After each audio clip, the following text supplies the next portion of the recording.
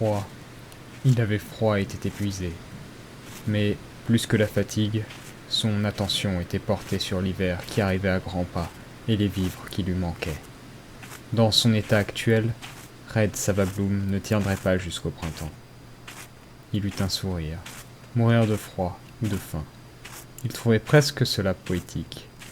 C'était même une solution séduisante. Facile, certes, mais séduisante. Néanmoins, il ne se laisserait pas mourir. Du moins, pas maintenant. Le berger allemand remua tout son corps afin d'enlever la neige qui le recouvrait tant et si bien qu'on ne distinguait presque plus le gris de son pelage. Il jeta un coup d'œil sur sa queue. Longue de 2 mètres, elle traînait sur le sol et était, elle aussi, couverte de neige et complètement gelée. Il soupira, mais entreprit quand même d'enlever la neige, espérant retrouver ainsi un peu de chaleur avant de se remettre en route. Très vite, la vue d'une ville à l'horizon le coupa dans sa marche. Il attrapa le pommeau de son épée accroché à sa ceinture et ferma les yeux, comme s'il se plongeait en méditation. Une ville maintenant était la bienvenue. Il lui restait un peu d'argent des précédentes missions qu'il avait faites dans la dernière, et il pourrait donc s'acheter de la nourriture. Le reste, il devra le voler, s'il voulait avoir de quoi se chauffer et survivre. Sa dernière couverture était trouée, et il fallait protéger sa queue, sinon Red risquait des engelures. Cependant, une ville était bien plus dangereuse que la nature, et il ne savait pas sur quoi il pourrait tomber.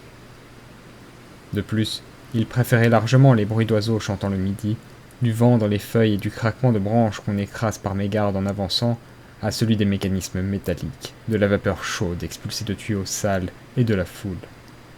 Néanmoins, tous ces inconvénients ne remplaçaient pas le luxe de trouver facilement et en quantité de la nourriture et des vêtements plus chauds. Il soupira à nouveau en rouvrant les yeux. En vérité, il n'avait pas le choix. À peine fut-il entré en ville que déjà les bruits l'ennuyaient. Il était pourtant très tôt dans la matinée et il n'y avait personne dehors. Mais les machineries ne s'arrêtaient jamais dans les villes. Son seul réconfort était la chaleur que dégageaient les puits de vapeur abondants, un luxe qu'on ne refusait pas, surtout lorsqu'on vient de passer 2 semaines dans le froid ardent de la nature sauvage, comme venait de le faire Red.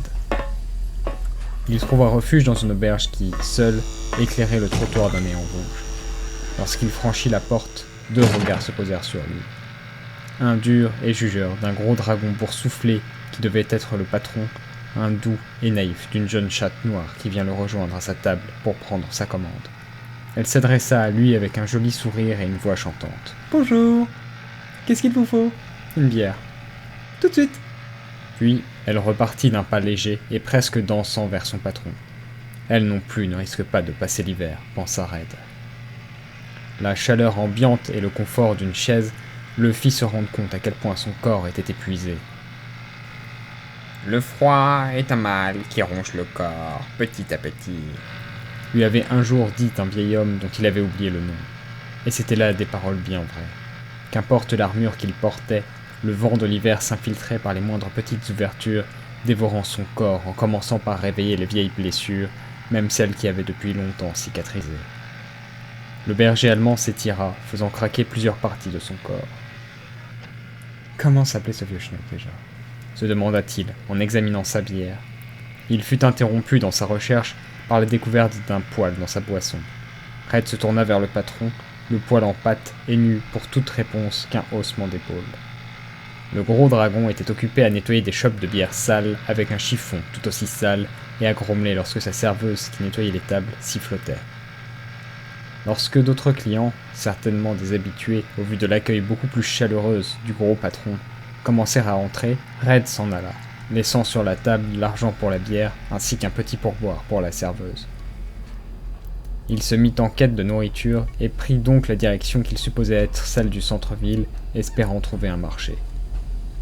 C'est en pensant à ça qu'une de ses pattes se mit instinctivement à chercher sa longue queue pour la coincer dans sa ceinture. Les gens avaient tendance à l'écraser assez fréquemment par mégarde, et c'était d'autant plus le cas sur les marchés, où les gens étaient moins, pour pas dire pas du tout, vigilants. C'est précisément au moment où sa patte attrapa sa queue qu'on la lui écrasa. En plus d'être endolori par le froid, c'était un point particulièrement sensible. Red se retourna d'un bond en poussant un petit cri plaintif. La patte noire qui relâchait la pression était celle d'un sanglier portant un masque à gaz dissimulant un petit rictus de satisfaction. Ce dernier était un peu plus grand que la moyenne, mais paraissait immense face au petit berger allemand. « Et merde !» pensa-t-il, alors que d'autres ferrailleurs surgissaient d'écrans de fumée et de ruelles autour de lui pour l'encercler. « Alors, Rikiki, on est perdu? On cherche sa maman ?» lança la voix d'une hyène sur sa gauche, sans aucun doute la chef du gang. Les ferrailleurs avaient beau être des bandits de bas étage, peu voire pas du tout préparés pour les combats, leur nombre et leurs armes sophistiquées les rendaient pas moins dangereux, et Red ne voulait pas prendre le risque d'être gravement blessé, ou pire, d'être tué. Il sourit à cette dernière pensée. La mort était-elle donc si impatiente de le voir ? « Qu'est-ce qu'il trouve drôle, le clébard ?» dit la hyène, en s'approchant à grands pas. Elle poussa Red de toutes ses forces, mais il ne bougea pas. La posture de la chef, qui était fière, se rabaissa un peu, et son regard, avant provocateur, qui fixait toujours les yeux de l'aventurier, s'esquivait de temps en temps, lui aussi beaucoup moins assuré. « J'aimerais juste passer. » À ces mots, les ferrailleurs éclatèrent de rire, comme si Red leur avait dit une bonne blague. Voyant qu'il ne s'arrêtait plus, le berger allemand reprit sa route. Alors qu'il commençait à s'approcher du bord du cercle que formait le gang, la chef poussa un cri et tout alla très vite. Red se retourna, mais il était hors de la portée de la hyène. Un mouvement brusque sur sa droite attira son regard. C'était une grenouille qui portait un coup vif avec une espèce de tuyau en direction de sa jambe. Il ressentit aussitôt une douleur dans le creux de son genou qui le força à le poser au sol, suivi d'un choc électrique qui le paralysa. « Et merde !» fut sa dernière pensée avant de tomber dans les pommes, assommé par un coup porté à l'arrière de sa nuque. Lorsqu'il se réveilla, il ne ressentait rien d'autre qu'un horrible mal de crâne. Il lui fallut un temps pour retrouver la sensation dans ses mains, ses bras, le haut de son corps, puis... Red eut un rictus nerveux. La douleur dans son genou était encore bien présente. D'ailleurs, les membres du gang l'avaient sûrement jeté dans sa cellule, au vu de certains hématomes et douleurs qu'il découvrait petit à petit. Lorsqu'il retrouva complètement ses esprits, il analysa la pièce. Il était bien dans le repère du gang, et plus précisément dans une cellule vite faite et mal faite.